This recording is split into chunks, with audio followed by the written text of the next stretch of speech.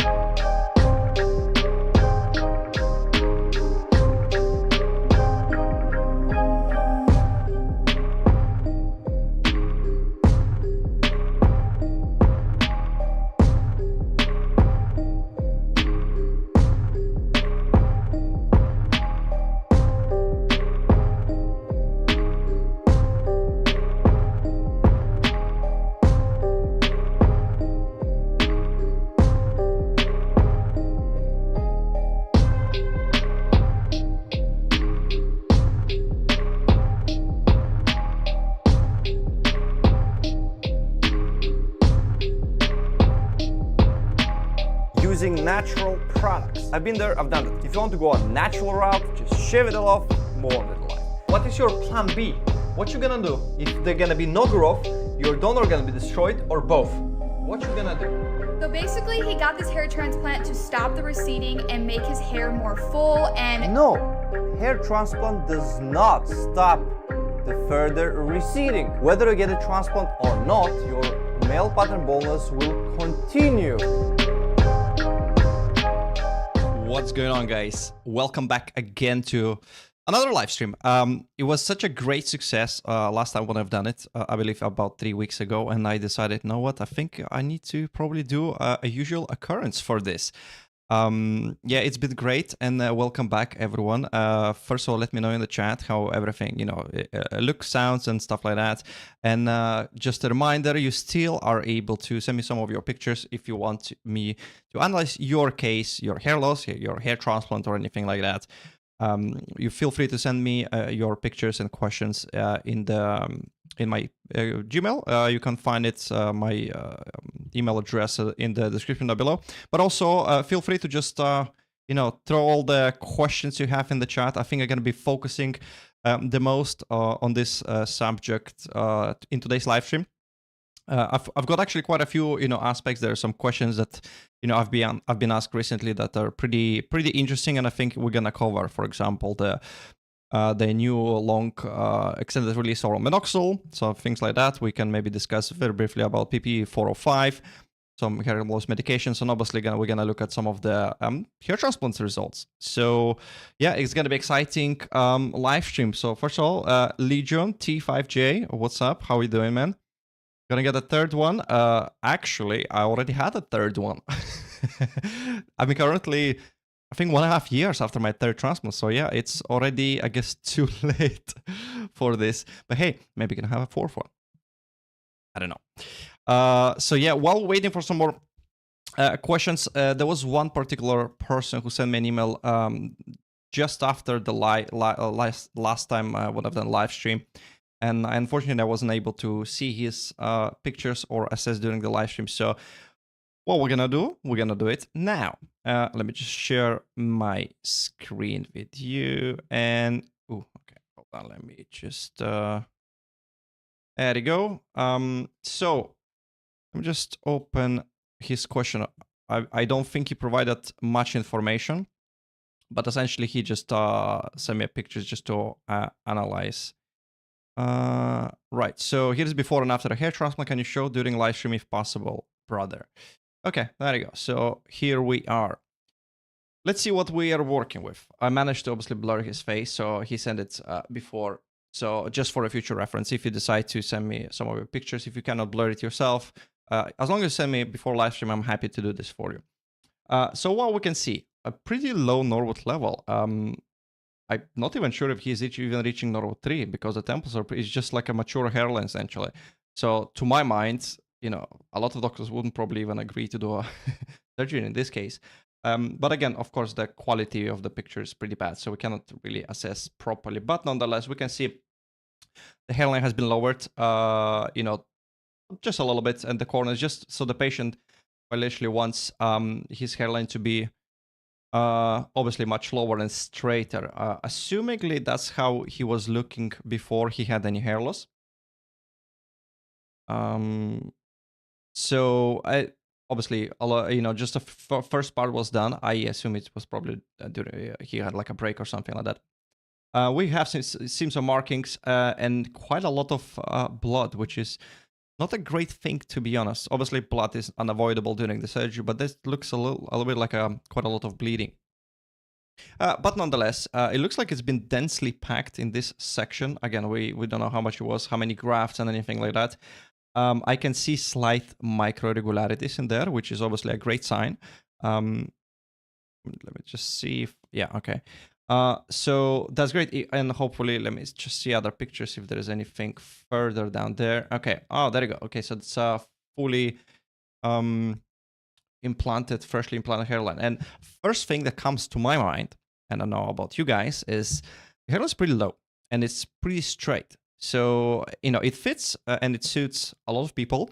It really depends on how your hair essentially looked before that. And for cases like mine, for example, I never had a straight and low hairline. So to me, it would, if I would do something like this, they would look really awkward, to be honest. The only thing I could probably do is slightly maybe lower the hairline, but very small amount, because if you can look here in the camera, there is like a very small gap between the wrinkles, the forehead muscles, essentially. There's a very small amount of area that can, would be able to accommodate lower, hairline. But I'm pretty happy with what I have. So yeah, pretty straight, like I said, pretty low, but there is a little bit of micro irregularities. It's not that much. Again, it's difficult to assess at this stage because, you know, we see scabs. Scabs are creating, you know, additional kind of illusion of density. It looks much thicker than it will actually be. And we cannot see the extent of micro irregularities, but nonetheless, it doesn't look too bad. I think, again, with this minimal hair loss, I see he has still some temple peaks, you know, quite visible, assuming they're pretty strong. It might actually just work out quite well. There is a few hairs sticking out here and there. I'm curious to see the density. I mean, it looks like it's been implanted quite a good amount, just a sheer amount of scabs essentially in there. So essentially, as long as the correct hairs are implanted at the correct angle, if the single graft is going to be in the very front, no multi-hair graft like doubles or triples, this actually should look pretty good. So yeah, that's what I think. I don't know, what do you think, guys? Let me know in the comments down below your thoughts. But yeah, overall, doesn't look like he has any recession further. I mean, it looks a little bit thinner in this section, slightly thicker in there. But again, it might be just the angles and everything. The one part that I actually just caught my eye, which is a very important, I think, to mention, is that, I don't know if you spotted, he has a cowlick right at the front. And this is usually such a pain to live with, and especially when it comes to hair transplantation, if your cowlick is like receding already. I actually had a debate recently with someone, I don't remember now with who I was talking. Oh, I think it was, so I've recorded a interview with Dr. Ness, who is operating in Harley Street in London. And we had this debate with him whether it's, you know, hair transplant surgeon should recreate the cowlicks or not. So first of all, I'm curious to know what you guys think about the cowlicks. In my personal opinion, I would if I would have cowlick and it's pretty much gone already, it's like receded, I would ask surgeon not to do it. Just because if you are able to create whatever, basically it's a blank canvas or nearly blank, why do you need to do something that was such a pain to live with? Because it's impossible to style. It's always going to be growing in this weird, you know, spiral directions essentially. So basically, that's my thought about it. But some surgeons, they're very adamant. They will definitely go ahead and recreate the way it was. And it's pretty difficult. The same like in a crown. Not every surgeon can recreate it with a look, you know, to make it look natural. So yeah, that's the case. There's the cowlicks. Let's see. I think that, yeah, there's another picture. Okay, the quality is not great. So first of all, we need to talk about this. We need to talk about how we are taking pictures for anything, progress pictures, you know, pictures for the consultations, pictures for anything really, if you want to assess your efficacy with medications. You do not take pictures like that. This is pretty bad because you don't see anything. The camera is basically focusing on outside. I can feel like this car is, you know, focused more than his head.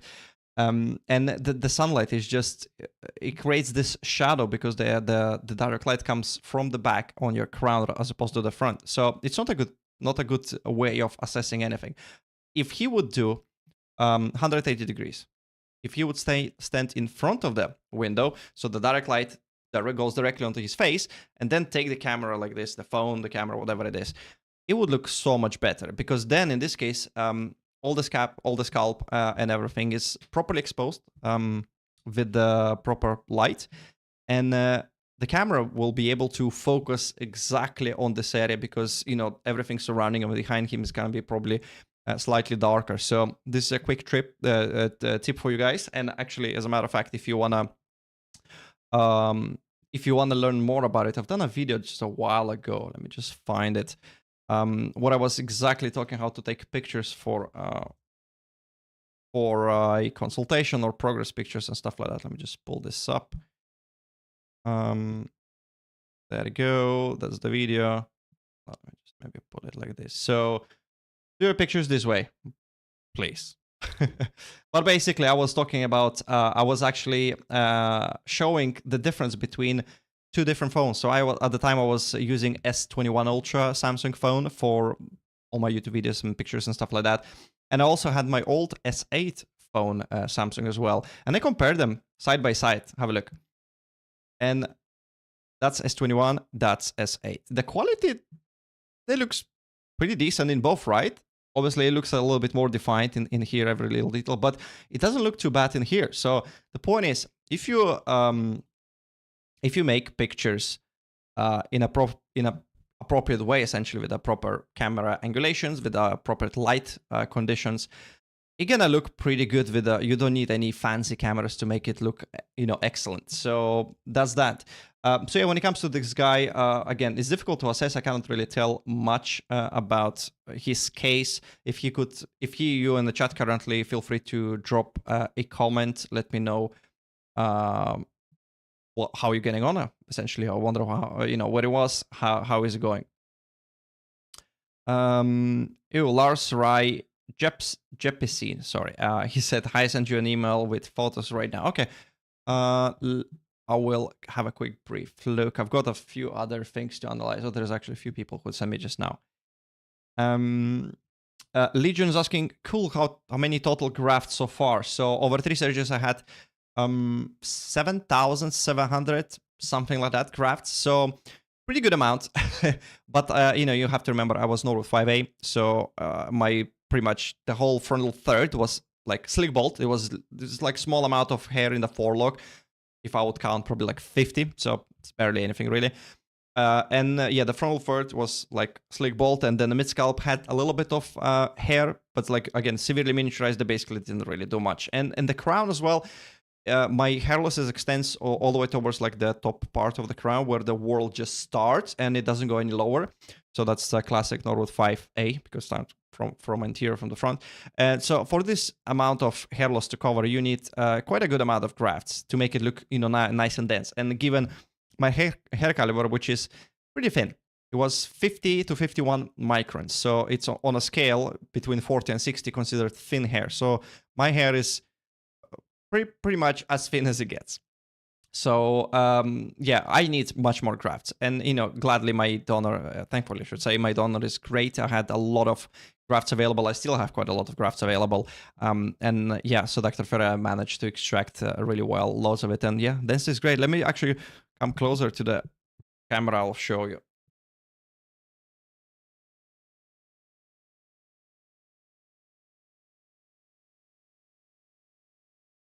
Keep in mind that I have direct, very strong, bright light on my face, like really strong, just to make it again brighten my face properly. So it's gonna look much worse than it is, but I think it's pretty good.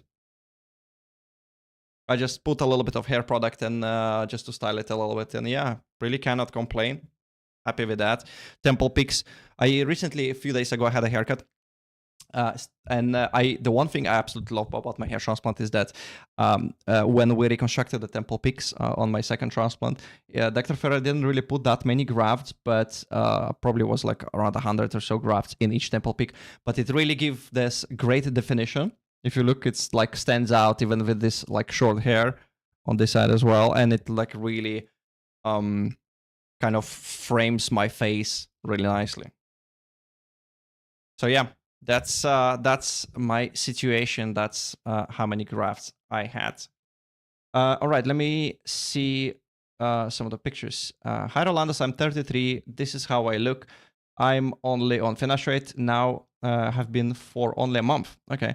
What do you think my prospects are, and what would you do in my case? You can show my face. I don't mind. Okay. Well, that's great. Let's download these pictures. And let's do a live audit. I had a few others that I'm gonna show you guys later on, but let me just getting on since the guy is in the chat. Let me just get this done right away. That's the beard. I got this picture. I need this one and this one. Okay, excellent. Uno seconda. Boom. All right. There you go. So, hold on, let me just skip this. I assume he is showing his beard. Great. Much better than mine. It doesn't look too thick, but the hairs itself, they look pretty thick. So obviously all of this neck area can be extracted if you need it. But my first suggestion, as always, do not use beard hair for the first transplant if your donor is good. just doesn't make any sense. One of the doctors that I was planning to go myself for my first transplant, he recommended to me to use the beard grafts, and that's pretty much the reason I decided not to go with him. It just doesn't make any sense, right? Okay, so just move it. Okay, so we see the top area. I think it looks, oh, okay, that's quite interesting.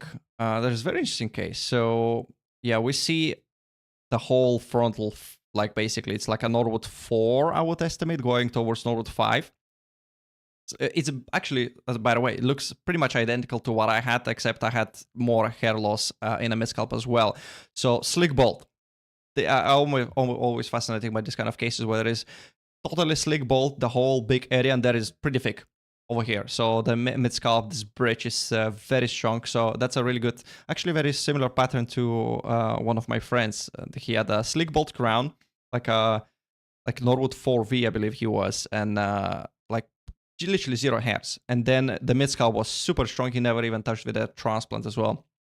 And yeah, a few hairs in the forelock. So this is a big area to cover, at least by the looks from the pictures. It looks like it's a, yeah, the guy has pretty big, well, not necessarily big, but pretty long head in terms of the top area specifically.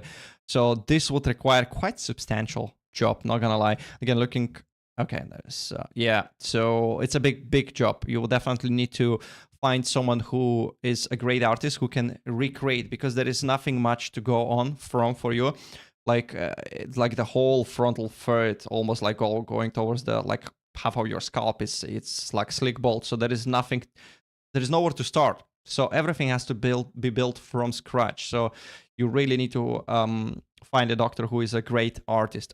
Find results from similar results from a doctor you're choosing, who are on your shortlist, and find similar results where basically the doctor doesn't have anything to work with, and he needs to basically recreate from scratch everything. So of course, some doctors can be more aggressive. They're gonna go pretty low. They can literally start from here and go like that, and just close the temple peaks here, and then this would require just a huge amount of grafts.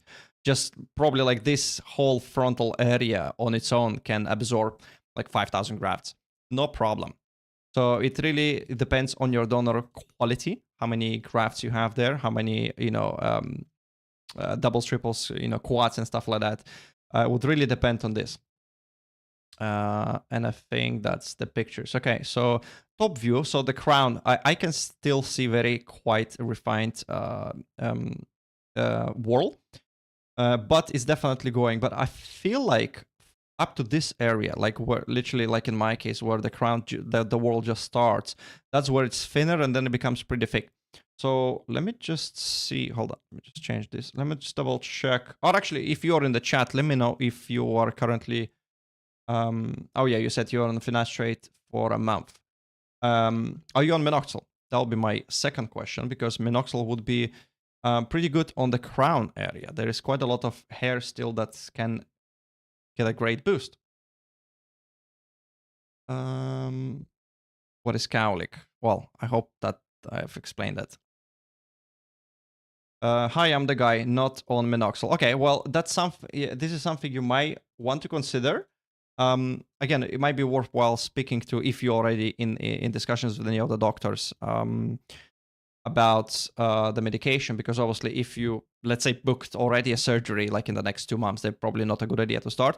But if you haven't, and most good doctors, they have waiting list of like a year, pretty much, it might be a good idea, because all of this hair in the crown can thicken dramatically. There is lots of hair you still have, but they are severely miniaturized. So see these white ones, they are like nearly translucent already.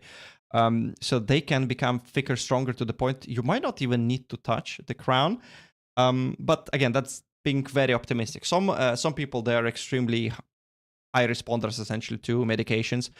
And that being said, also you said you've been only 1 month on finasteride, so that's probably, I need to emphasize that you should not even think about the surgery for the next at least a year, because finasteride is very early. Like all the results, the maximum results plateau essentially up to 2 years after you start the treatment.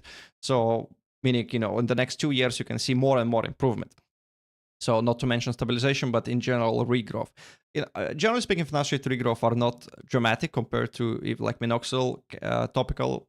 I think topical minoxidil is nearly the same like finasteride when it comes to how much hairs per centimeter square they can produce, whatever, with the treatment. But it's still definitely, I can see a lot of potential in this area. But obviously, when it comes to your, hairline,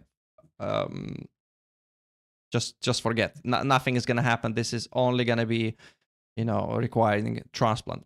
And donor pictures. So we briefly mentioned. Okay, so first of all, I have some mixed feelings, and I'll explain why. So some of the hairs in the donor look thinner, lighter. Some of the hairs, like here, look super dark, which is a little odd. And I see there is some redness and some pimples, so you might have some, something going on in there.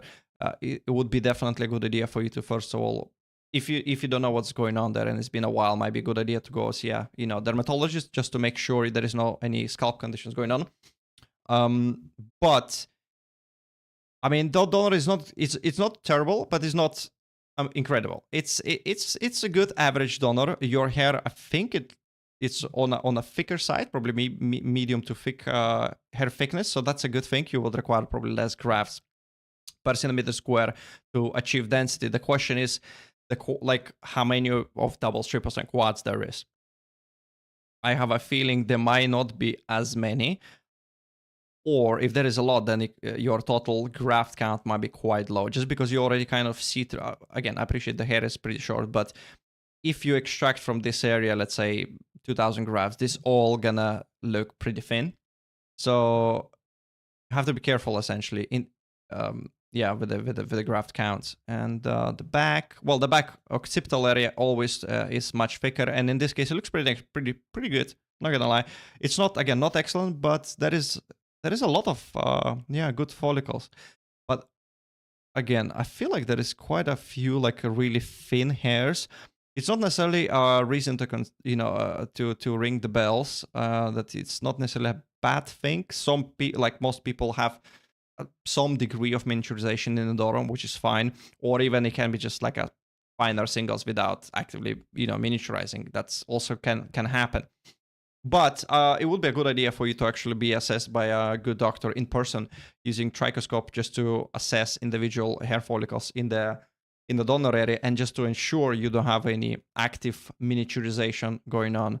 Because if it's, I believe, over 20% in the donor miniaturization, it's going to be classified as DUPA, D-U-P-A, diffuse unpatterned alopecia, and in which case most of the doctors will probably not even advise you to have a transplant, unfortunately, just because the donor is not really stable. There are ways they can tell which hairs to take, which not, but it's in general not a good thing. So the good thing is that you're already on finasteride, so finasteride is definitely definitely will work, because it works all around, essentially, on the scalp. So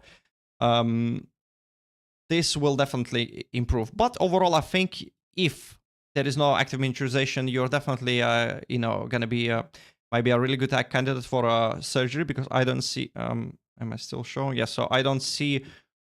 Well, there might be slight retrograde, but it's still so much hair. And you being 33, usually would show up by now. I would be curious to know how it looks with slightly longer hair, because when you're buzzing it down all to the kind of same length, it kind of blends a little bit. But once you grow a little bit, like a month's worth of hair growth, or 2 months better, you can start seeing really the weaker areas better than here. Because I can tell there is a lot of fine hairs, but again, the nape usually has a fine hairs. Some of doctors, that's where they take the single finer grafts and implant like at the very front of the hairline to make it look even natural.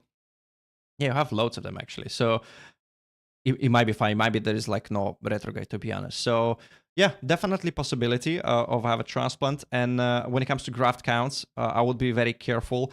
Depending who you're choosing, I would strongly advise to be on a more conservative side. Don't go too aggressive, because like I said, they're going to be doctors who can just agree to do whatever you want. They're going to say, yeah, we can do super... what is it, some pictures? Super low hairline, like I mentioned earlier, like here, like restructure the whole temple peak. It's actually interesting. Your temple peak is still pretty, defined, which is good, but then it's like aggressively receded all the way to the back. So, some doctors who are super aggressive, they might just go like that, and and this would just require such a huge amount of graft. So I would suggest something small, something less aggressive, and to be honest, a little amount of grafts can really go a long way, because especially if you've been like slick bald like that for some time, just having a hairline, even if it's higher, even if it's slightly more mature, like you're gonna put you in such a different position. You're gonna be able to feel better. You're gonna look much better. You're gonna frame your face as well. So there is no need to really go aggressive. And yeah, the mid scalp, I'm really surprised how strong it is. And this is, by the way, this is one of the worst angles to show the density, because essentially the hair, if you're pointing the camera like that, the hair grows directly into the camera. So it kind of, they don't layer, they create this kind of thinner, finer, look. But yeah, there is something in your scalp in here as well. So it's got like a lot of dots and pimples and stuff like that. I would definitely advise to maybe speak to a dermatologist and see what's going on. Hopefully nothing serious, and hopefully confirmed, you're going to be a good candidate. And yeah, you're going to just get it done and move on. Because again, at the end of the day, like I always say, the whole purpose of the hair transplant is to get it done and stop thinking about your hair. You forget about your hair, forget about your hair loss. You pop in your, medication and move on with your day. At least that's, that's what I do. That's what I have and I had for some time, and it's been great. Someone says, Reefed, this is too far gone, in my opinion. I wouldn't be so doom and gloom. It's not that bad. It's the front, again, like I said, the front is pretty far gone. I agree with that. That the original hairline was really low, and like look the amount of that it receded. But again, it doesn't have to be, the new hairline doesn't have to be super low. And the mid scalp is pretty strong, so that's a really good indication. I would be curious, actually, if you in a chat, let me know what's your family history. What's your father, grandfather, from my mother's side. If there is any like super aggressive, if there's any like Norwood 6s or 7s, that would be a good indication where you could potentially can be headed. Because at 33 years old, it's still it's definitely not the end road for your hair loss. Unfortunately, you're gonna progress even further. But again, going back, it's great that you are on finasteride. Finasteride is been proven to be very effective, and the lower Norwood level you are when you start medication, the better long-term chances of success with the with the finasteride you will have. So this is very important to start as early as possible. Don't be like me. Don't start medication when you're already full-blown Norwood 5 and basically nothing much to save. The only reason I'm taking is I'm trying to save from going further to Norwood 6, which is a very high possibility for me. I'm the baldest. My dad still has a lot of hair. My grandfather died with more hair than this. Well, I feel, sorry for you, but hey, welcome to the club. The good thing is that you're doing the right thing. You're doing your research. You started medication. You're doing everything right. It's better, to be late than never, essentially. And I'm not gonna lie, you actually looking not bad with a shaved head. If you would shave it, completely. You have a pretty, kind of what's the word I'm looking for? Even head shape. It doesn't look like it's just some indentations, weird indentations. So you might actually, and you've probably been living already like this for a number of years. You might be okay just to kind of embrace it. I don't know. Did you ever thought about it? Because the hair transplant, they're great. It's been a lot of improvements in the recent years. Obviously, they can be quite can create quite big miracles, essentially. But there is always going to be this chance that something might go wrong. Something is not going to grow. Maybe you're going to have some underlying scalp conditions that are going to prevent the hair transplant from growing, and then you're ending up with scars in your donor and like some subpar growth all around. That might look even weird, and it might even prevent you from even shaving into your head, because now you're going to have scars. So it's just something to consider. Definitely don't jump the gun. But hey, let me know if you have any other questions. Let me see if I missed something. Yeah, no, you just ask what do I think about your case. So yeah, that's that. Someone else sent me, so Lars, right? Apologies, I'm gonna go right into your case right now. Let me just see some of your pictures. Ooh, quite a few pictures. So Lars, let me know if you're happy for me to show your face. There is, I think, two pictures that show your face. If that's okay, I will go ahead and share this with everyone now. Been living like this for a decade. Wow. So you've been like that for like since 23. So you've been pretty aggressive pretty early. So that might be a good and a bad thing. It depends how truthful you are with the exactly same situation. If it's been exactly like this and barely progressing for the last decade without any medication, that's actually a good thing, because it's not, your alopecia is not that, how to say, it's not going to likely progress any like much further. Obviously it will over the years, but with a medication, it's gonna be actually much better. You will likely regrow quite a lot of hair, and well, at least you might be able to stabilize your hair loss pretty well.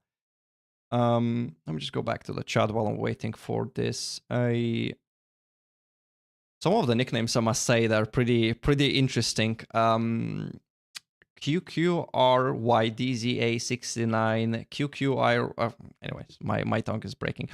Hi, Roland. Which other doctors achieve similar results to Dr. Zarev and Pitella? I'm asking because the waiting times for consultations appointments are absurd. In quite honestly, there is not that many doctors who can, make this type of results. I assume you're talking about this, mega sessions, basically, that, are able, the doctors are able to produce this like huge transformation, 6,000, 7,000, 8,000 grafts sometimes in one surgery. So it's not many, but there are a few that, for example, Dr. Rook in Australia, he's he's pretty known, but he is not focusing specifically like Dr. Patel or Dr. Zarif on this massive transplants. He's doing a variety of transplants, but he's been shown with his results that he is able to achieve such big surgeries. I spoke with Mark, who is working there, like last month. If I recall, he mentioned that they had a case recently that they've done. I don't remember now whether it was 7,000 or 8,000 or even 9,000 grafts in one surgery. I think over 3 days, he said. So this is on itself huge. Like imagine 3-day surgery, like 7K in one go. That's huge amount. So not everyone can do it, and not a lot of people will be comfortable with this as well. So probably one thing to consider. Then you might need to focus then on doctors who are performing FET, because in FET surgery, usually it's easier to extract large amount of grafts in one surgery, and thus proving and showing that the doctor is able. For example, Hattingen, both doctors, the Sever Mursano, he can probably do like 5-6K grafts with FET. I actually spoke with one person yesterday on my private consultation, and he said that he spoke with Dr. Mursano, and he, surprisingly to me, he offered a 5,000 grafts FUE surgery in one surgery, which to me was a bit weird. I thought Dr. Mursano, from what I know, he is a bit more conservative.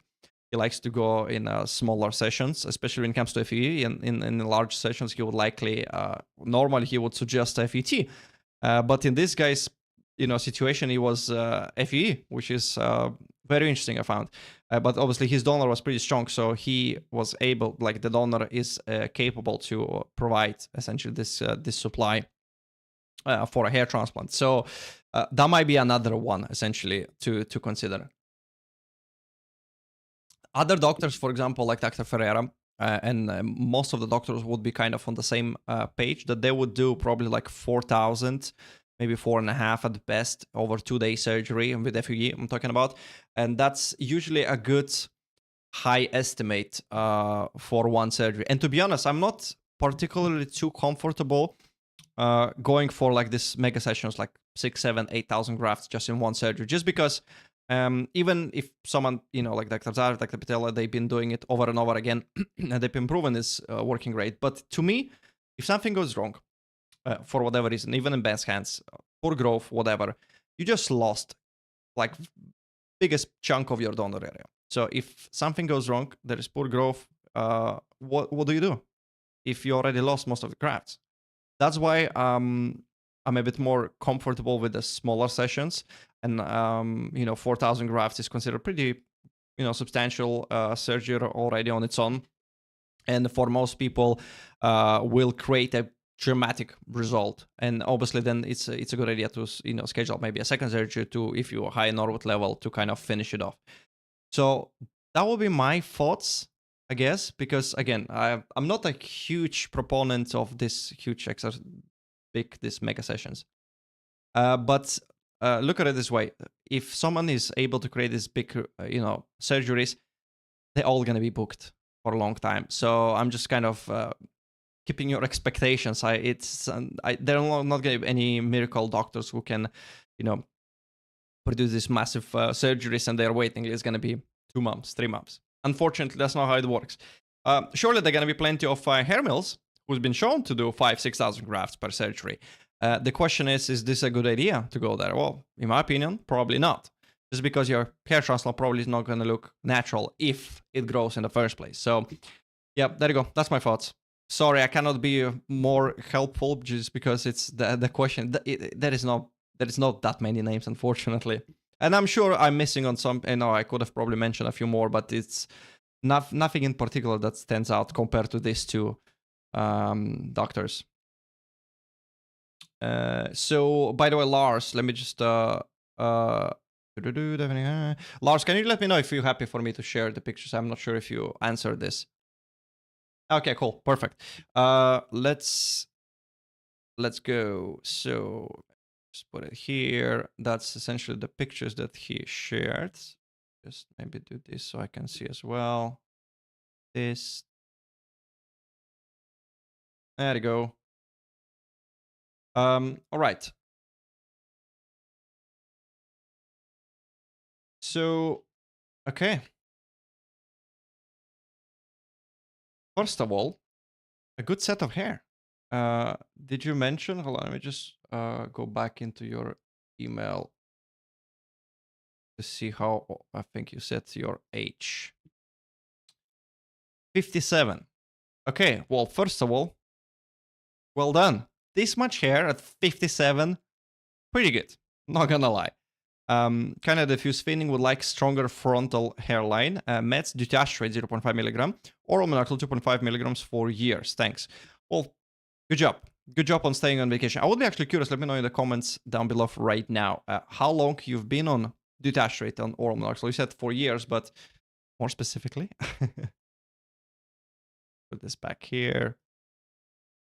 Let me just go into this because, yeah, that's pretty good. So a lot of hair. If you've been for years on detached oral minoxidil, I assume you already plateaued with the results, and I can see how you would want, stronger. And obviously, diffuse thinners are usually best responders for medications. But if you already plateaued, then logical next step is to look at the surgery, right? I'm not sure what I see here. Does it look like it's a bit thinner in this area? I don't know. What do you think? But yeah, temple peak is pretty strong, hairline is pretty low. So essentially you just need to add density all around, right? So you need to find a doctor who is comfortable on, operating on diffuse thinners. And there is plenty. Obviously, most of the top doctors would be able to do this. For you, and to be fair, it's not even going to require that a huge amount of grafts, this surgery, but it looks like your diffuse thinning like all around all over the top. And that's it. There is more pictures. Yeah, the donor looks from the super blurry okay. The good thing that I see from here, well, as much as I can see, is that the crown, there is no visible. Oh, that's a very close-up picture. Not sure what part of the scalp is that. Hopefully that scalp. It looks like there is something. I have a suspicion it's probably just the gray hair, surrounding the darker ones. It's just this salt and pepper thing going on that is making it look like it's some thinning, but it's probably not. It's probably fine. Yeah, there is some I feel like thinning again. Very yeah, there you go. There is a slight thinning in the crown, but a very small amount. So yeah, you can certainly have a surgery, a small one. Grafts, it's difficult to estimate depending on how big your area is. You probably can go as low as like 1,500, just sprinkled all around, maybe just focusing a bit more in the hairline. It really depends what's the current situation. Yeah, definitely there is no need to lower anything. Your hairline looks okay. It's just adding a few like stronger, thicker grafts all around just to boost essentially what you currently have, and that's it. And off you go. So that's yeah. If you find when you're looking at the doctors, ask specifically. Please provide me results that you've done for diffuse thinners, like cases like mine, because it's going to be very important. The problem is with the diffuse thinners, if a doctor is not careful, they might damage your surrounding hair. So you might implant 2,000 grafts, but end up in kind of similar situation what you currently are. So it might be counterproductive essentially if it's not done carefully, and that's why I'm saying specifically ask, provide your results with diffuse thinners. That will be my best advice. And yeah, just let me know if you still need chat. How long have you been on that medication? I'm just curious. Said for many years. And also, why did you start with dutasterate instead of finasterate, or have you transitioned from finasterate to dutasterate? Yeah, give us some more information. We want to know. Yeah, 4,000 grafts is usually the most amount of grafts done in one session. Yeah, exactly. So, like good doctors, like I said, vast majority of them, that's the ballpark numbers that they would normally, do over one surgery. Okay, let's leave this here. Let me go back to the comments if I missed something, and then I'm gonna go through some of the other topics that I have prepared. I'm fine.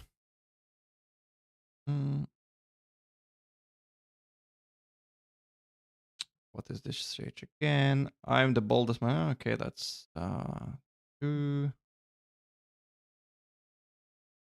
Finding a hairline and have a short hair would look good, I think, on this current case. Yeah, definitely, Lars. Like you mentioned, that's what I'm suggesting as well.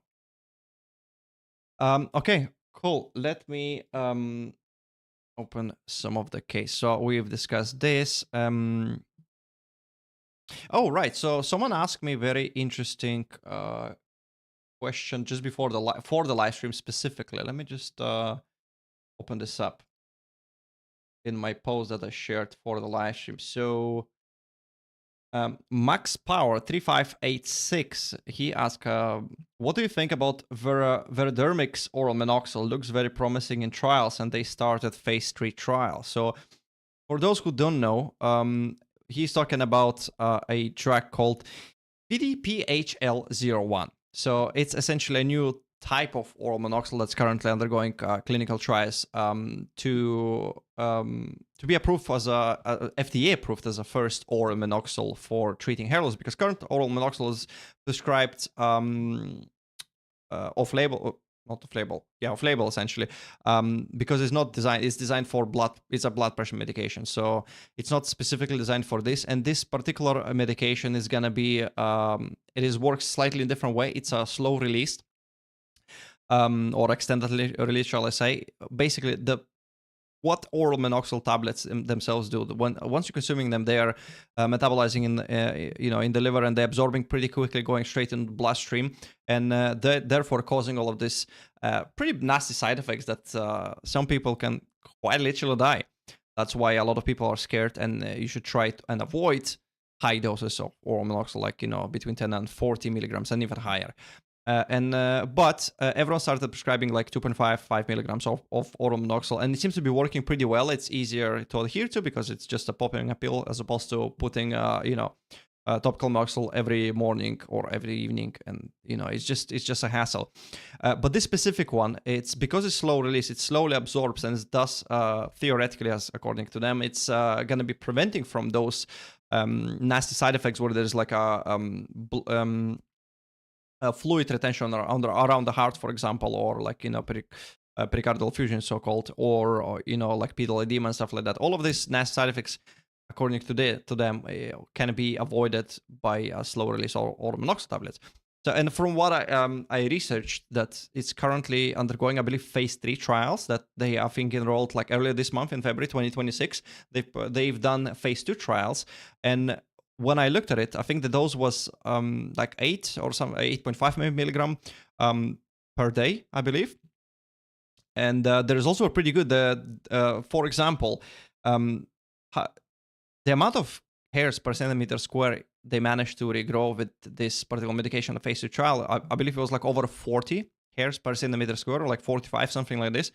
And compared to finasteride, finasteride in a ballpark of around 15 to 20 hairs per centimeter square, and topical minoxidil is something similar as well, like finasteride. So according to them, according to this preliminary phase 2 trials, it's very promising. And that's why the guy is asking. It looks very promising. It is indeed. If it's providing so much more efficacy, essentially, and avoiding side effects, one of the most nasty side effects that people are really scared of, this is going to be a game changer.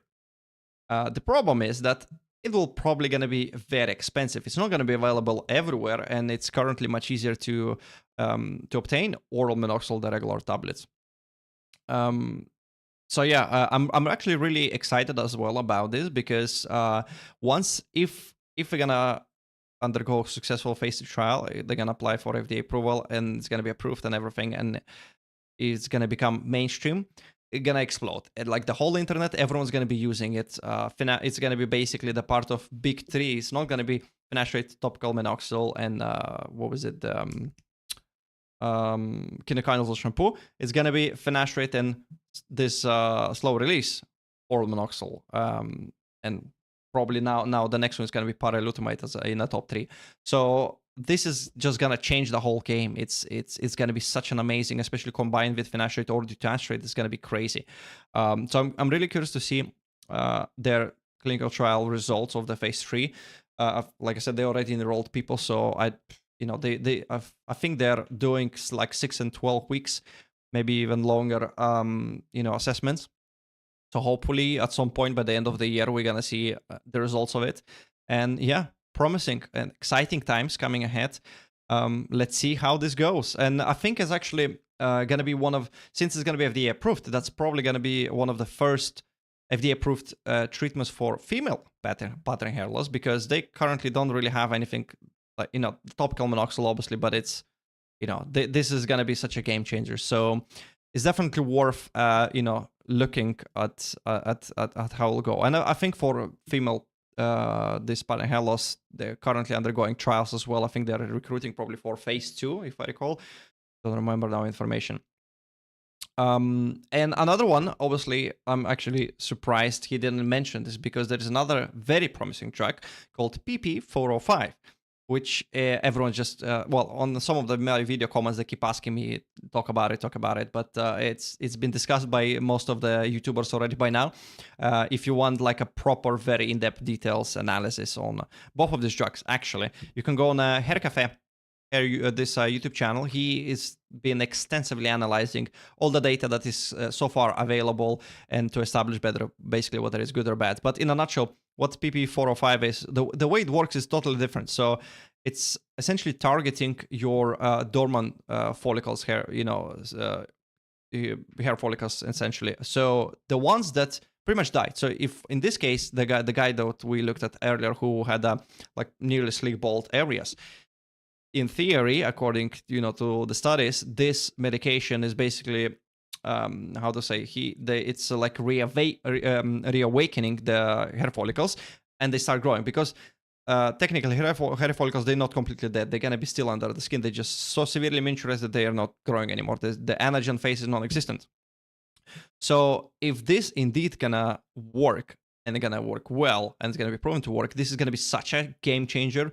This is gonna be one of the best treatments, and because currently what we have, minoxidil, finasteride, and paralutamide, like topical androgen, stuff like that, they work, and they work best when you still have hair.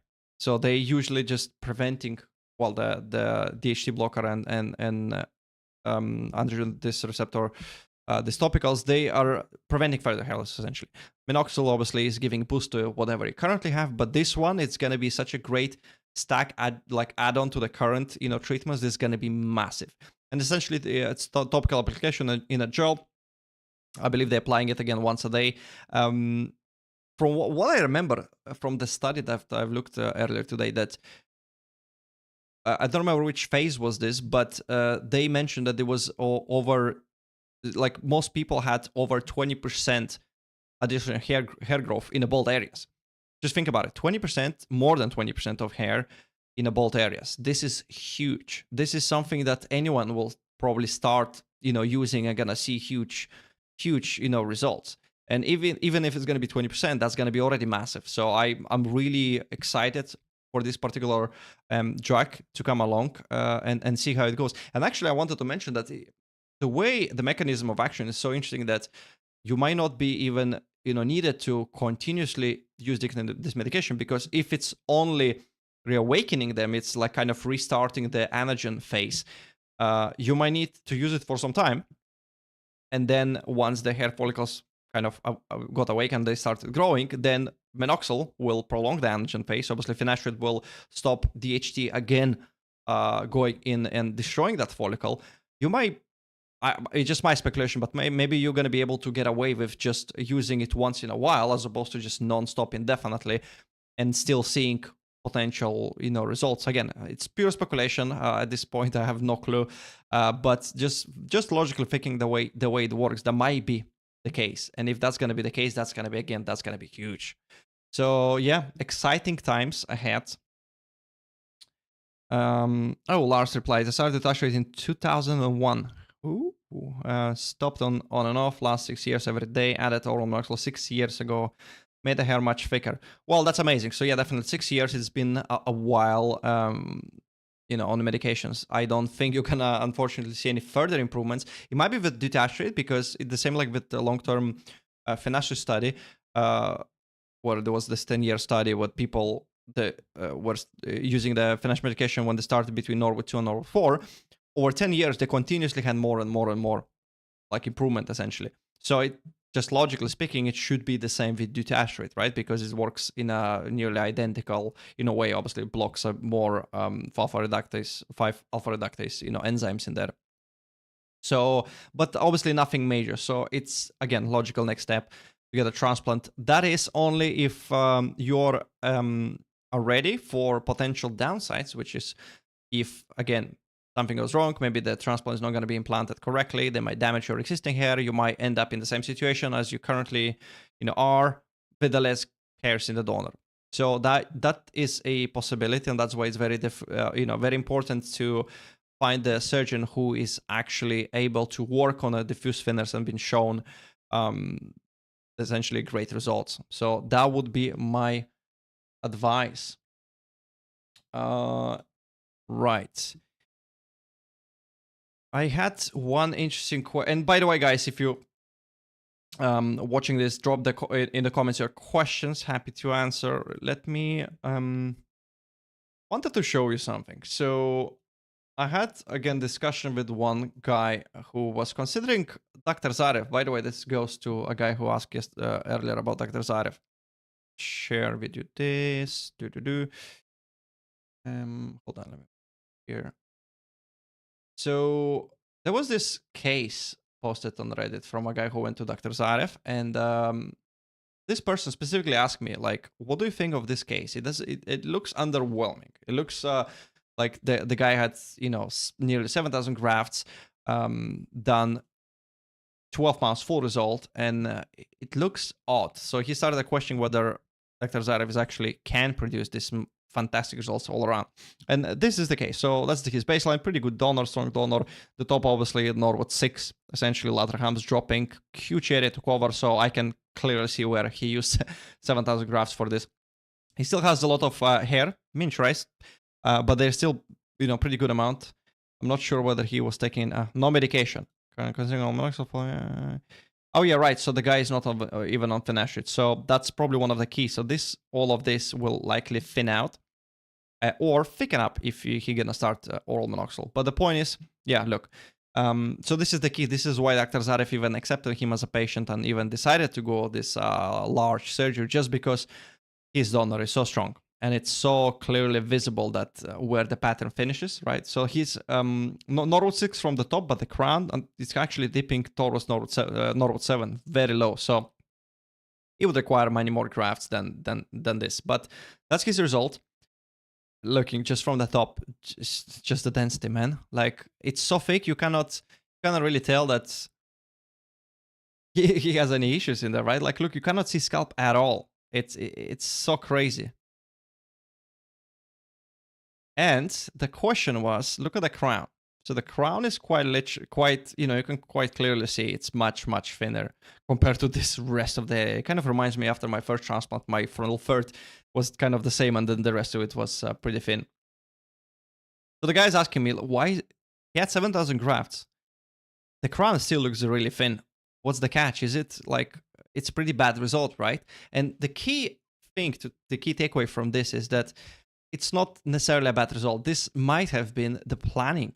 You never assess, you know, the book by its cover. Maybe they have planned specifically to focus on a frontal third, mid-scalp, and crown, just to leave it as is, or implant a small amount, just so it looks slightly better than it is.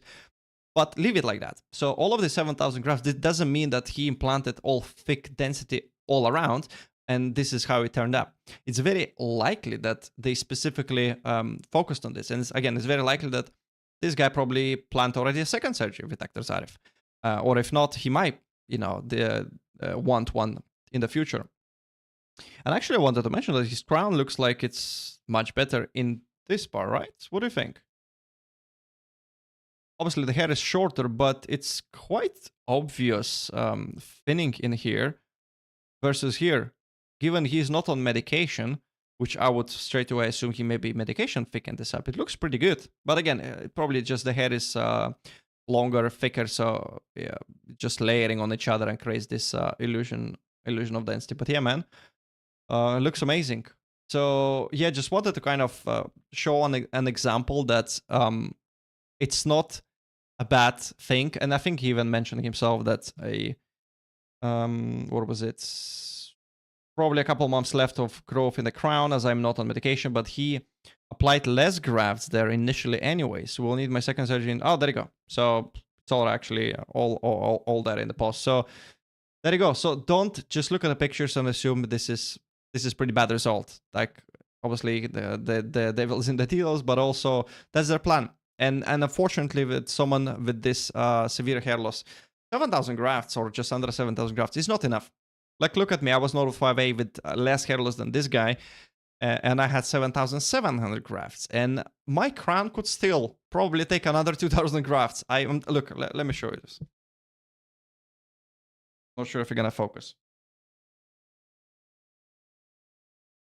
This whorl specifically could do a little bit more. So we had some grafts implanted on my third transplant, but it's not perfect. It's not a perfect density just because it requires, the crown can just like swallow such a huge amount of grafts just because the way it's reconstructed, you need, when you're making it correctly, the hairs, they're not layering on top of each other to create this illusion of density. And as you know, the hair transplant is an illusion of density, right? So let's not, you know, let's be realistic and honest here. So yeah, the crown is, it's pretty, and in his case, I would think he would probably need like another 2,000 grafts as a minimum to cover the rest of the area. But then after 2,000 grafts with Dr. Zarif, I'm pretty confident it's gonna be freaking amazing result.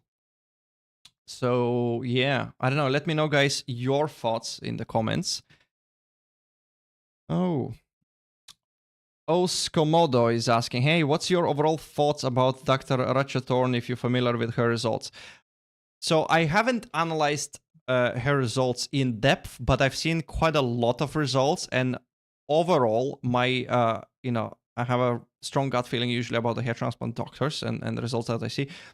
My gut feeling tells me she is a pretty good doctor. So the hairlines that I've seen, pretty natural.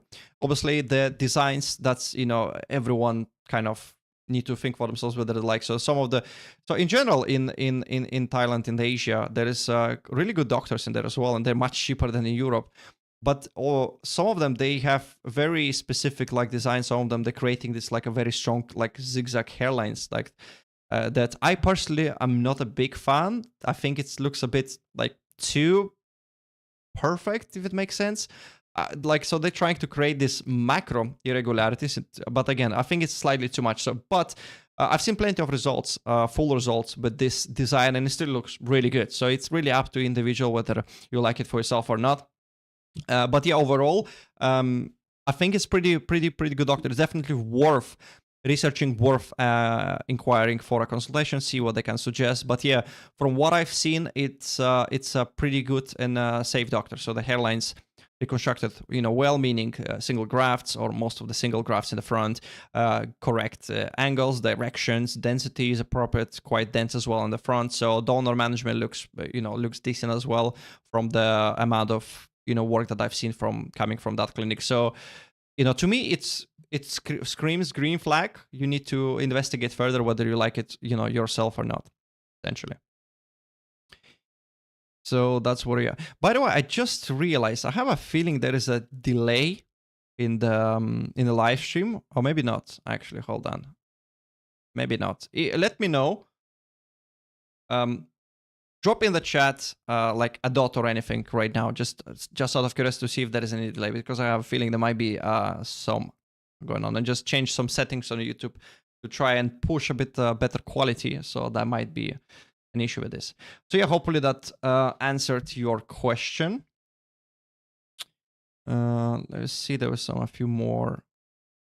Kevin is our father. Kevin is everyone's father. Hairstyles makes it look worse. Also, he's probably losing ground without finasteride. Yes, so the previous guy, definitely he's 100% losing ground without finasteride. I'm not sure exactly why he doesn't want to take finasteride, why he chose not to. In his case, it would be a very good idea to be on some sort of DHT blocker, just because his crown will dip all the way down where we can clearly see already. So this is, and the goal is to try and preserve as much hair as possible. Hair transplants are not miracle. I just want to remind you guys that it's a pure math. We're just working with what we have in the donor. And it's very simple. It's not a rocket science, but you need to meet the demand with your supply. So the supply is usually not really that big, and the demand is usually huge, large. And to create this really dense look, it's simple math. You cannot take out 100% from here, put it back there. It's nobody is gonna do it. I mean, theoretically it's possible, but nobody's gonna do it.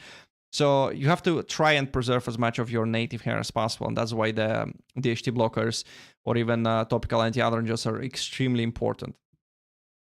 Yeah, Dr. Patti and Dr. Patomanovich in Thailand are famous for the zigzags. Yeah, exactly. I mean, I didn't say that Ratchatorn is specifically doing this. I'm just saying in general, some of the doctors coming from that part of the world, they have their own kind of way of doing it. But again, their population, they have, Asian people, they have thicker hair to begin with, much thicker hair, and so and they have usually lower hairlines. If you look at the Asian people with no hair loss, they usually have pretty low and really boxed with the defined temple peaks and stuff like that, the hairlines. So that's why they are focusing on this type of reconstructive work, essentially, with the hair transplants, because that's their main customer base, essentially.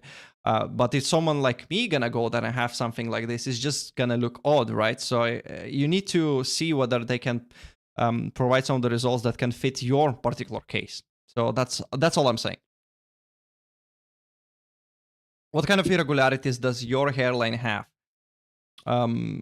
Macro and micro? It has plenty. Actually, let me again show you a bit closer. See if I can. No, probably not gonna work with the microphone, but let me come a bit closer and I'll show you this.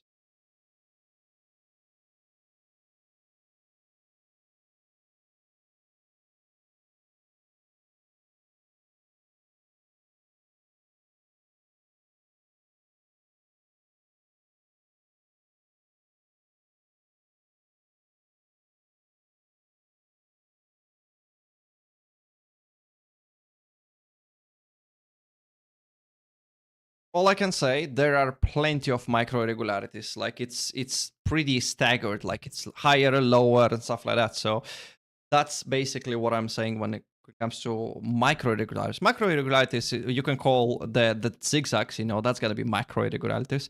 But these have to be a bit more subtle, in my opinion, to make it look great. And again, just a reminder, if you're gonna think, oh, your hairline is pretty thin. Well, it's never been super thick, and I have thin hair, but I have super bright, dark, like artificial light, LED light right in front of my face, literally like arm's length. So it's naturally gonna be exposing basically everything and anything. So yeah, that's that. Snap your fingers so I can drop the dot exactly at the moment. Okay, let's do it. And let's wait. Sure. No, I'm not gonna be doing this. Okay, so I'll thank you. I appreciate that. So there is a delay of maybe like 5 seconds. So Alex, sorry, not Alex, Robert BMUFC92 is asking, scalp micropigmentation can be super useful for the crown. It does camouflage it really well.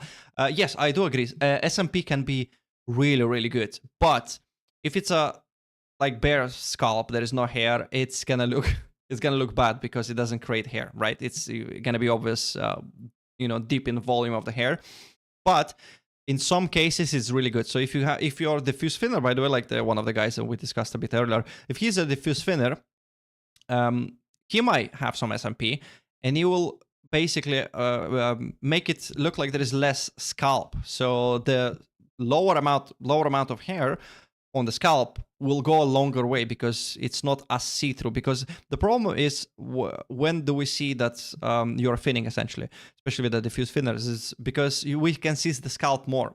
If there is less difference in between the hair and the scalp, you're gonna look much thicker. That's why the hair loss concealers like this, how is it called now, Dermage. That's essentially like a paint that you're painting your scalp. It's not like a hair fibers that is actually creating this bulk, that's filling the gaps. The Dermage is just painting your scalp so it looks darker in the similar color that your hair is, and thus making it look much, much thicker. So SMP will do in a similar way. I'm personally not a huge fan of SMP, simply because I've seen some cases where the SMP just expanded quite substantially. Imagine you have like 100 dots in a centimeter square, let's say. It's probably going to be much less, but just for the sake of argument. And at some point, they start slowly just expanding. And if you're going to have so many dots in this small area, it will just become one big dot, one big blob. So that's not great. And in general, I think it's always like, if depending on your hair loss, depending on situations, SMP can be really good, or also SMP can be not the best decision or choice, let's say. So if you have a huge amount of hair, SMP can be great. But if you have low amount of hair, it means low volume of hair. There's not a huge amount of like per centimeter square individual hair strands sticking out. You're gonna make it look like thicker, but it's still gonna look thin, because if you grow your hair longer, you can still see there is no volume, there is no meat essentially to kind of grab it to see it. So in this kind of cases, to me personally, it just looks odd, and it looks like there's something is wrong in there. I would prefer to have a hair transplant to actually create more thickness, more volume, more amount of hairs per centimeter square, so it looks pretty good. And as a matter of fact, some people asking me why I'm not like making some hairstyles like Elvis or something, like a huge pompadour style in the front, and I cannot. I mean, I can grow it, but it's not gonna look great just because I don't have this volume. First of all, the hair is not gonna stay in this kind of location all the way up, even with a lot of hairspray, just because my hair is super thin, and the amount of hair that is in there is not. They're not gonna be supporting each other to stay, and it's not gonna look that dense over there. So the hair transplant is just illusion of density. We have to layer it. So in this length, I think it's a sweet spot. It looks pretty good, pretty decent. I can style it, and it looks like I don't have any hair loss, and that's what I like. But unfortunately, you're not gonna be able to make the hairstyles that you had when you were a teenager. So that's just the nature of the hair transplants. So yeah, that's that. I also I think it looks odd when your natural hair next to SMP turns gray. Well, yeah, that's also another aspect. Let me share some more things I had.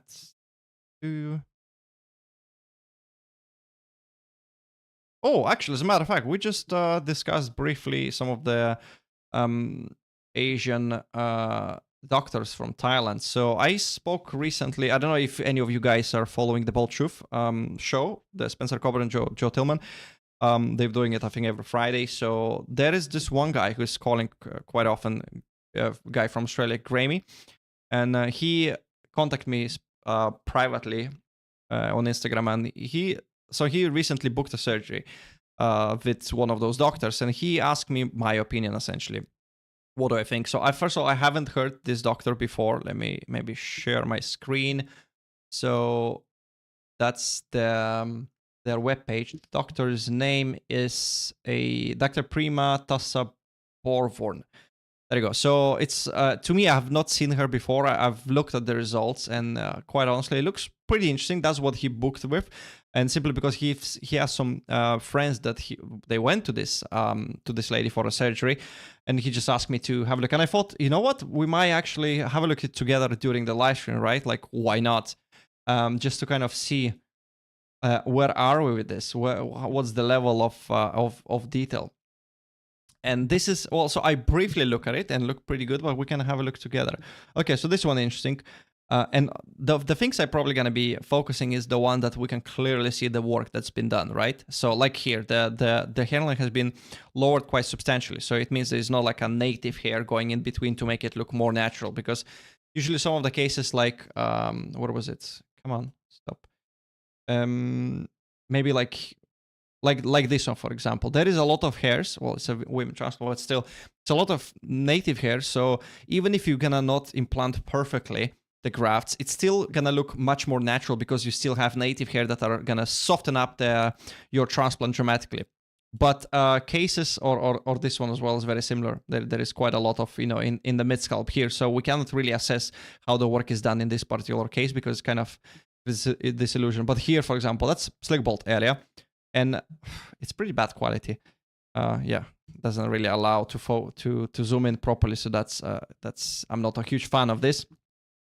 But on a natural, from far away, it looks pretty decent. Like there is quite a lot of micro irregularities, which I'm a huge fan. I always think the more small, tiny adjustments there are in the hairline, the more natural it looks. It looks like they're choosing some finer grafts. Again, I cannot really say whether it's like a doubles, triples in the hairline. Probably not, and maybe there are some. Again, cannot really tell. But yeah, this, for example. So lower substantially, it looks really dense. First of all, it looks pretty straight. So again, for this kind of people, that's absolutely fine, this kind of design. But how do you think why all of this density is created? It's created by using a lot of doubles and triples very close to the very front of the hairline. Again, overall, this hairline looks pretty good. Like it doesn't stand out, doesn't look, scream like a Turkish hairline where we see this like super thick graft sticking out. I don't know. Let me know in the comments, actually, what do you think of this particular case? And by the way, this is not endorsement or anything like that. I'm just purely sharing my thoughts, like analyzing live as it gets. Photo is not clear enough to pick up the detail. Exactly.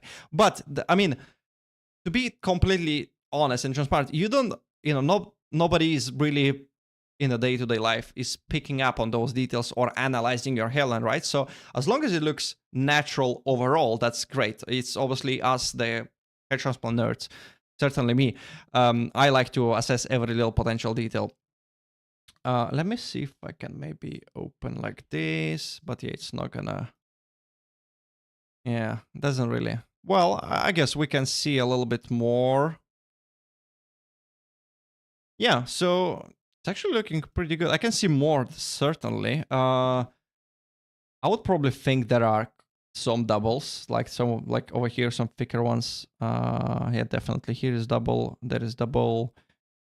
So, but there is a lot of singles, which is really good to see. And it's a lot of, like I mentioned earlier, a lot of micro irregularities that is like creating this a bit more natural look. It's difficult to say whether the hair is like implanted pretty flat. It looks like it's growing like straight up, but it's also an illusion because they're using this, hair kind of comp. I don't know how it's called. But yeah, overall, it doesn't look too bad. Let's see some more results. That's some more that, like I mentioned, this is a dead giveaway. I mean, when it comes to, well, not dead giveaway, but you cannot really assess properly this kind of results because a lot of native hair, they gonna blend in and it will look always more natural than it actually is. Oh, and that's it? Hold on. That's only a few pictures. Okay. Oh, fixing poor hair transplant. Okay. Ooh, that's a nasty one. Well, certainly coming from here to here, that looks freaking amazing. Right? Was there even a repair? It doesn't look like it's been much done. Here is probably just added density, but you know what I was talking about earlier, like how low and boxed the hairlines are of you know, some of the Asian population, and it just fits. Okay, yeah, that was a pretty bad transplant. It's not just the density, but you can tell it's just too straight, like lack of micro irregularities, and then it's just like staggered. Yeah, that's a pretty good result. Again, I suspect if I would see a high quality, I would probably find, you know, some double triples. That's not always necessarily a terrible thing. I've done recently a video on analyzing Dr. Couture, a few experts. So most of you probably already know he's super famous on YouTube with his cases, and most people, when they're looking at his results, they think, wow, this is one of the best. I want to go there, right? But then I analyzed it actually, and he's implanting a lot of doubles pretty close to the hairline, a lot. And this is how he is able to recreate these really great big densities with a relatively small amount of graft. So people asking me how this guy in Norwood 3 with such a pretty big areas just have such a great density with like 2,000 grafts. Or even less sometimes. And that's how, by using a lot of thicker doubles, sometimes maybe even triples, very close to the very front. So Dr. Couture is still using singles, but he's using very small amount of singles. It's like around 150 to 200 singles per case, and each case is kind of very consistent. So to my liking, I would prefer more singles. I would prefer a lot like more staggering, a little bit more like softness. But it seems like he's been producing this specific type of results for many years now, and I suspect that's what people want essentially, and nobody is like really bothered as much, and that's what I was trying to say here as well. That overall, it doesn't look terrible. It doesn't look like a Turkish, you know, hair mill hair transplant, which is just like totally artificial. It just looks like a wall of hairs, like super dense. It's not perfect, not world class, not like top of the you know, world essentially this results, but certainly it looks decent. So I would personally not like this kind of have this kind of hair transplant, but then again, I'm also biased. So to each of their own, you know, to each their own. So just double check, see whether you like it yourself. As long as, you know, the doctor is the same doctor is doing all the surgeries that you see results online, and you can assess the donor management, whether it's safe, if their implantations are, you know, more or less good, and you're pretty happy with all the results you see, then, you know, chances are you're going to have very similar result that you see online as well, as long as it's consistently produced essentially. So it's just something to kind of think about. It doesn't, like, some people overanalyze and they see, oh, there is one double in your hairline, it's a failed transplant. You know, like I have at least a few doubles in my hairline as well, and it's just, I have no idea, this just happened. It's a human error, even in the best hands. But you know, my doubles, it's very difficult to spot them. And I've noticed it while I was literally looking for it. I remember I was filming after my first transplant my videos of close-ups, and I was editing, and I was making like slow motion, and like when I'm like, I don't remember now where it is, I think here somewhere. And I was like, oh, look at that, there's a double hair graft is growing like right at the front. It's, you know, and it just happens sometimes when the hair is extracted, if it's not properly like analyzed on the microscope, there might be one, it looks like a single, but there is in a cat, you know, in the telogen phase, a second hair that is like pretty much invisible, and they can implant thinking it's single, or which is more likely, that's just a human error, like I said. In the big surgeries, there's just like, you know, technicians, they're passing on the grafts to the doctor, or implanting, it's even more can happen. Imagine implanting thousands of grafts in the same day. It's time consuming, it's difficult, and it's absolutely possible that one or two can slip. To me, as the most important thing is, as long as everything is consistently done, like if you can assess that the doctor knows what he's doing, like vast majority, like 90% plus, are single hair grafts. That's amazing result to me. A few doubles here and there, it's not a big problem. At least that's my opinion. To me, the overall result has to look natural. If it's someone stems in front of me, in front of my face, and I'm looking at the hairline, and it just looks like it makes sense. Like that's how a person could look, without hair loss. That's all that matters, right? It'll be fun experiment to get random people on the street to guess who had a hair transplant, who didn't, in a group of people with varying quality of hair transplant or no hair. Yeah, or you know what? That's actually a really good idea. That would be really cool. But where do you find, 5-10 people with different types of hair transplants, right? Of some of the better ones, average, and like pretty poor. But what I can say that I live in London. It's a lot of people here, huge density of people essentially, and I see hair transplants pretty much on a weekly basis. And I'm saying I see hair transplants because I can spot them, and if I can spot them, some of them looking better than the others, but some of them are pretty bad. Like loads of them that are super artificial, the hair or the guys like Norwood 6 or even 7, like all the way gone. But you can tell that he had a transplant probably like 5 years ago, 10 years ago, because he had this low hairline and there is like super low density, maybe like 500 grafts that created kind of a hairline, but he's now shaving it off. But then just behind it immediately, there's like nothing, slick bald. And you can see the donor is like nearly over harvested. Like you can tell where it's been extracted. It's pretty bad. So this is one of the most common kind of transplants that I see on the streets.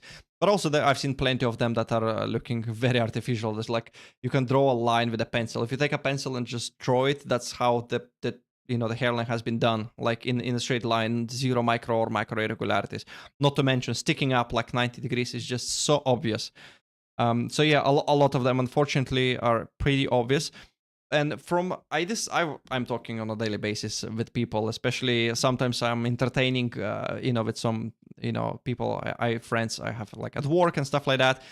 And I just show them some results and I ask them like, what do you think? And some of them is like, they have no clue what they're looking, because I'm not telling them, what do you think of this hair transplant? I just say, what do you think? And they're looking at the person like picture and it's like, what's wrong here? It's like, I don't know, you tell me. And the person is like, well, I feel like there is something wrong. Like, am I right? So like, yes, there is something wrong. But can you tell what? And sometimes they cannot tell. It's like something is off, something is wrong, but they cannot pinpoint what. And usually it's just the way the transplant has been done. It might be too low, might be the design might be weird, or like super dense, like multi-hair grafts in the front of the hairline sticking up. So people who have no clue about the hair transplants, sometimes they can tell that it just looks odd, and it just doesn't give you this nice feeling if you see someone for the first time on the street. It just gives you this bad kind of emotion, like, oh, something's wrong about this guy, he's a bit dodgy. So to me, that's why to me it's important to have a like as natural hair transplant as possible, because you look normal. It's like nobody cares, you don't care about your hair and stuff like that. So that's that. Harley Street in London used to be the main place Mike Thurston and Thor the Strongman went there.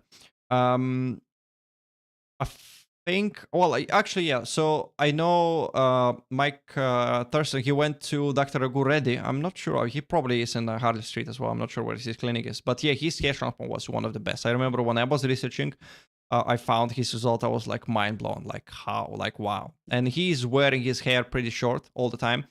Yeah, it looks great. I mean, definitely Google him if you want, just to see for yourself. But yeah, Dr. Reddy is definitely one of the top surgeons in the UK, essentially in England, and he's been there for a while now. I'm glad to see there is more and more good doctors in the UK popping up, like Dr. Ted Milne.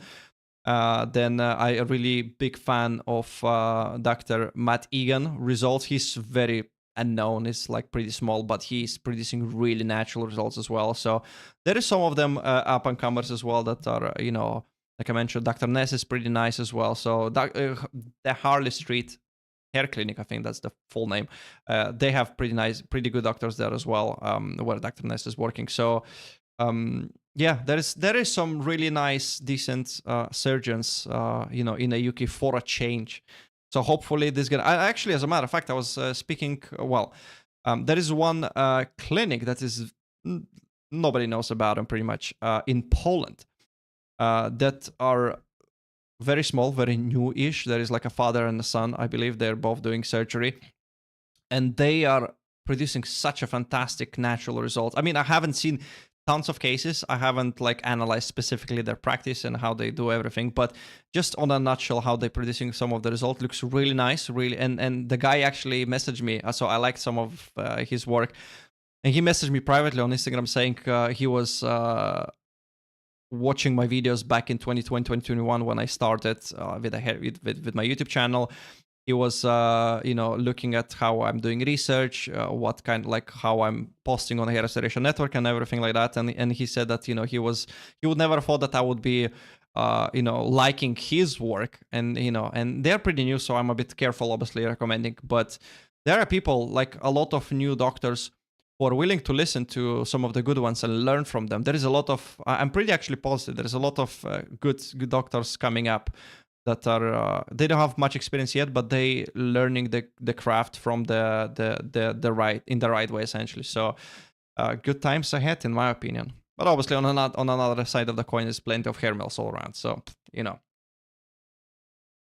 having hair mill in your name when having just got it.